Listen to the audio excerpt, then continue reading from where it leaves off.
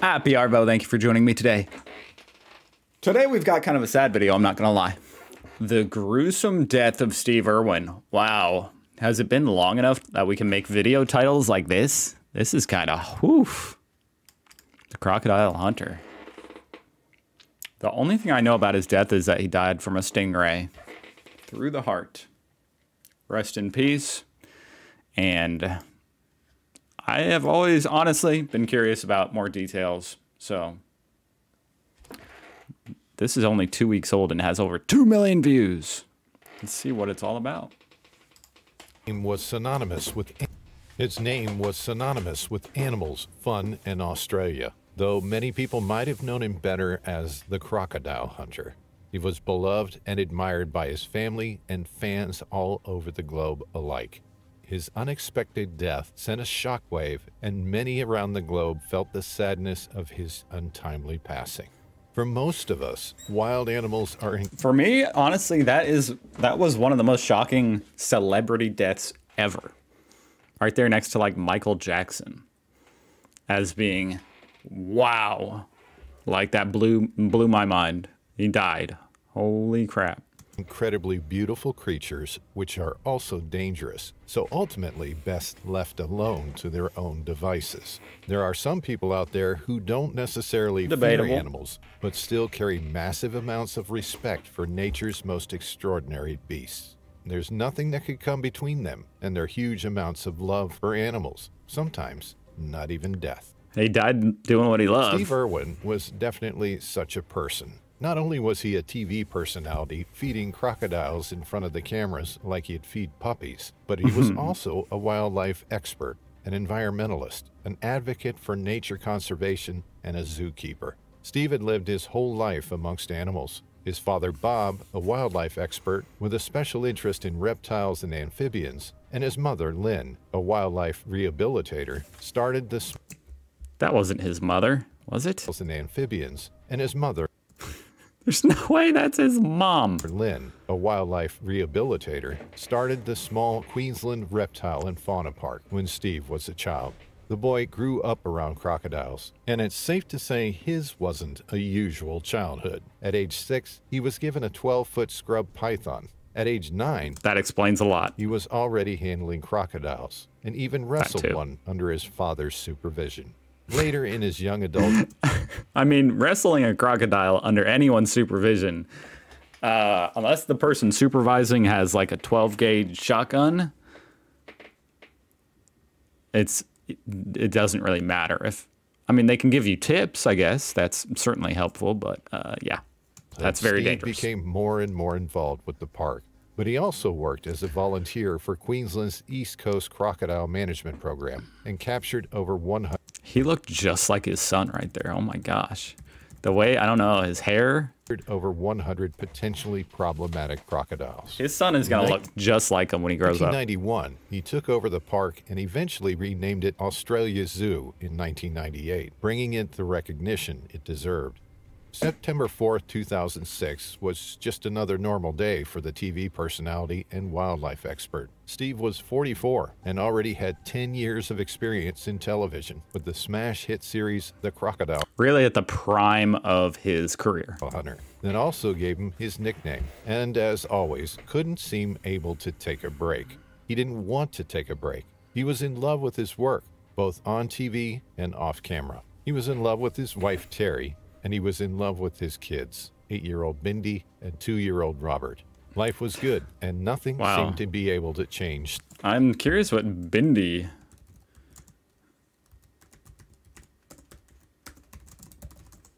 Like, what does she look like now? She's very pretty. Bindi Irwin. Okay, well, I was just curious because I never heard of. I know about Robert. Steve's mind. On that 4th of September, Steve and his crew were at Bat Reef, a part of the Great Barrier Reef off Port Douglas, a small Australian coastal town. They were taking part in a production of a documentary, Ocean's Deadliest. Although Steve felt good and motivated, not everyone on the crew felt the same. His best friend and crocodile hunter producer, John Stanton, couldn't help but feel something was amiss. In fact, 3 weeks before the filming started, John went as far as to call Discovery Channel and asked them to call off the whole thing. But Discovery had already spent a lot of money on the project. John had to make amends with the documentary being filmed, but he still underwent a few medical tests and prepared a will in case something went wrong. For the first time, he couldn't shake the deep fear that he was going to die. What?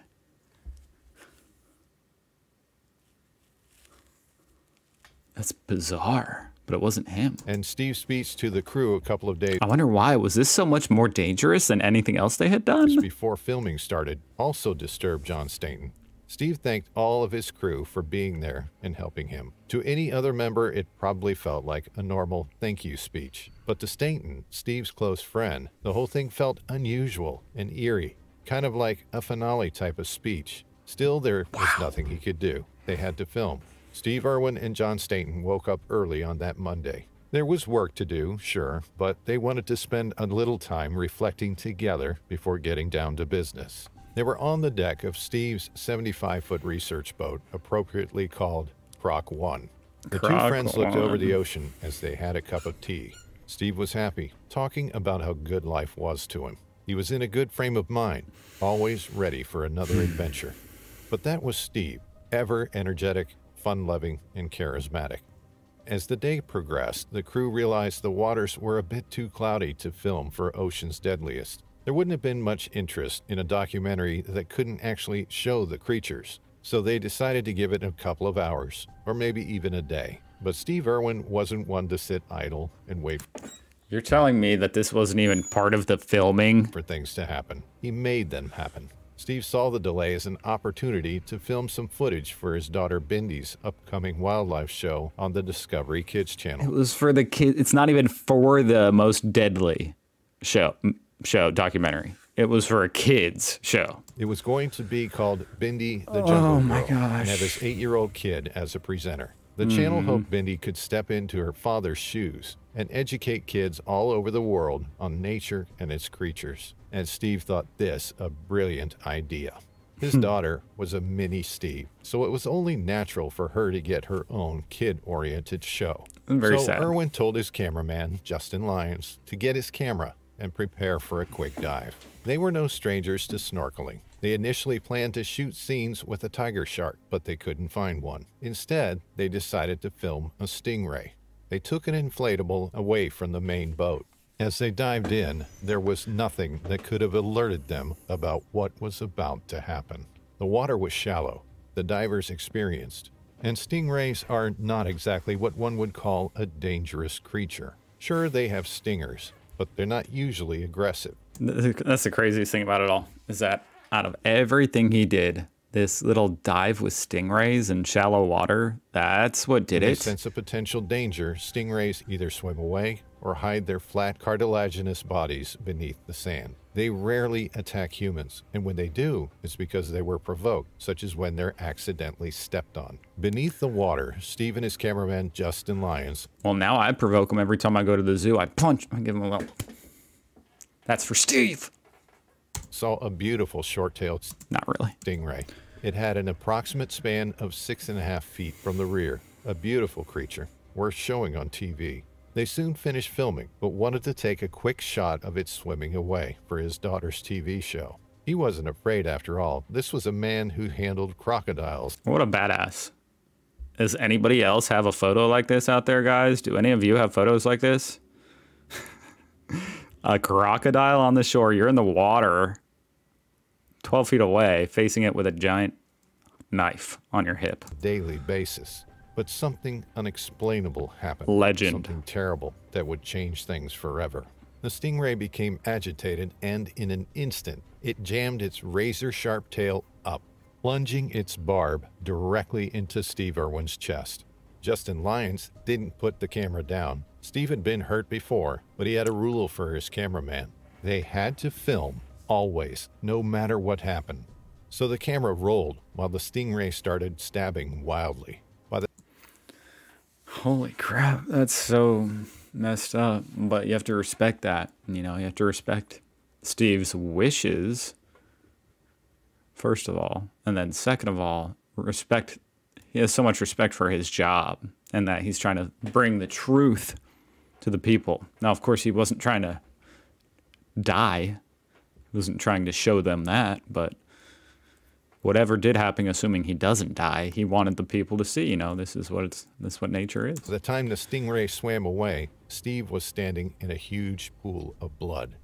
The story that came out in the following days was that Steve pulled the barb out of his chest, but his cameraman Justin Lyons, who was there recording everything, said that it wasn't true. That would seem like a big mistake. The jagged barb went through Steve's chest like a knife through hot butter. Steve knew he was in trouble. He stood up from the chest-deep water and started screaming. "It punctured my lung." But that wasn't the truth. The truth was much, much worse. Justin could see a 2-inch wide injury over Steve Irwin's heart, with blood and fluid coming out of it. He and the rest of the team threw Irwin back into the inflatable boat and sped to the main boat. Justin was terrified, desperate to help his friend, directing other crew members to put their hands over the wound and telling the crocodile hunter he had to survive for his kids. But Steve Irwin calmly looked at his friend and simply told him, "I'm dying," before losing consciousness. The cameraman started CPR. The attack, the CPR, and medical efforts were all captured on film. As soon as paramedics arrived, they only needed about 10 seconds to determine Steve was dead. Even all that is on film. I mean, you have to say, I don't know. It would be fascinating to know. On one part, it's very gruesome, morbid, and bad, but it would be very fascinating to see some of that footage. I'm guessing Steve wouldn't. Part of me says Steve would want that to show anything and everything, but for his kids' sake and his family's sake, he probably would not want that to be published. Even if the crew had been able to get him to a hospital, he wouldn't have survived. The damage to his heart was massive.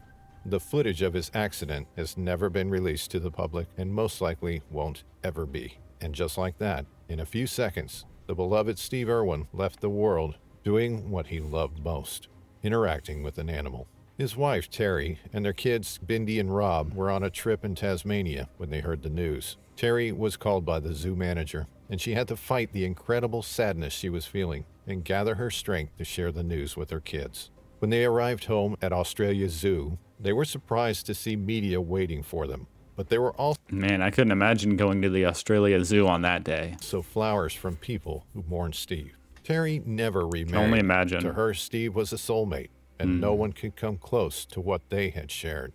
Instead, she and their kids... There's certainly no one else in the world like Steve. ...took over Australia Zoo and Steve's life work. Both Bindi and Robert are zookeepers and dedicated conservationists, trying to make their dad proud every day. As for the world, I'm sure they it do. will always remember Steve Irwin, not only as a funny, goofy showman, but as a conservationist and wildlife lover who used unusual methods to spread awareness and educate the public on the importance of nature.